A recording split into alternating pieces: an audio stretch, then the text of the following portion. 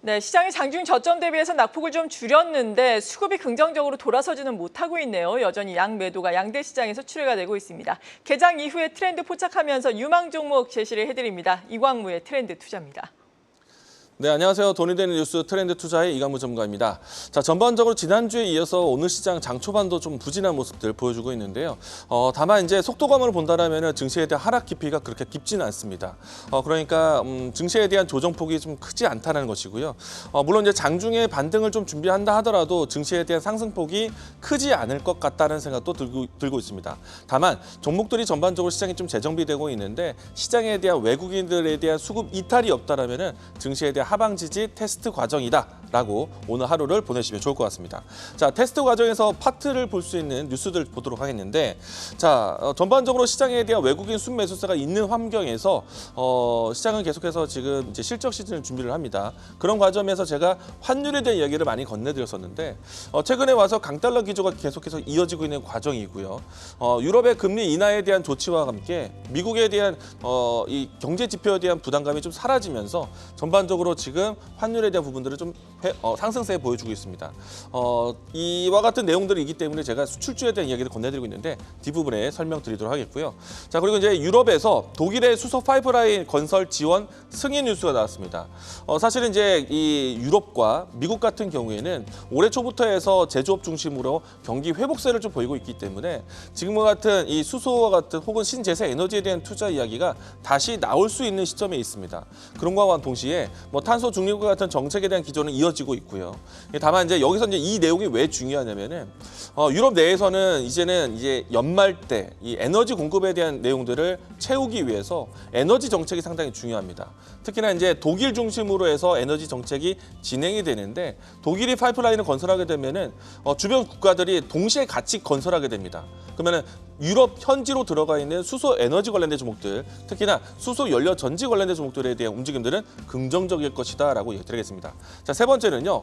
최근에 이재용 부회장이 이 미국을 방문하고 난 다음에 이 미국 주요 기업과의 협력 소식에 대한 기대감이 형성되었죠. 자, 이번에는 최태원 회장이 미국을 방문하게 되는데 AI와 반도체 협력에 대한 강화하기 위한 내용들이 진행될 것으로 예상되고 있습니다.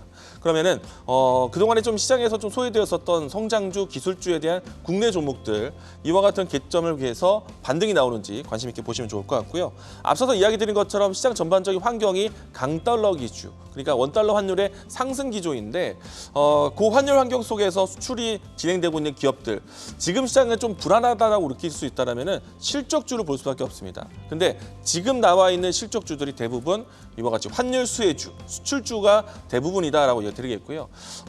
파트로 본다라면은 음식료와 화장품 종목들을 볼 수가 있는데 오늘 날짜에서도 지난주 주 후반과 오늘까지 화장품과 음식료 종목들에 대한 상승세가 나타나주고 있고요.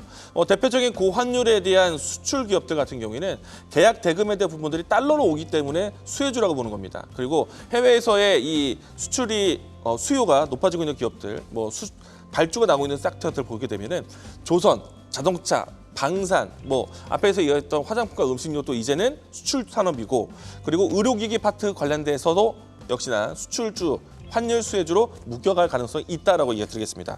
자, 올해 같은 경우에는 꾸준하게 판매량이 늘고 있는 자동차 쪽에서 계속해서 수출 수혜주로 이야기될 것 같은데요. 오늘 제가 준비한 종목은 자동차 쪽에서 환율 수혜주를 준비를 했습니다. 자, 제가 오늘 준비한 종목은 SL인데요. 제가 이제 지난주에도 사실 자동차 부품주에 대한 소개를 드렸었거든요.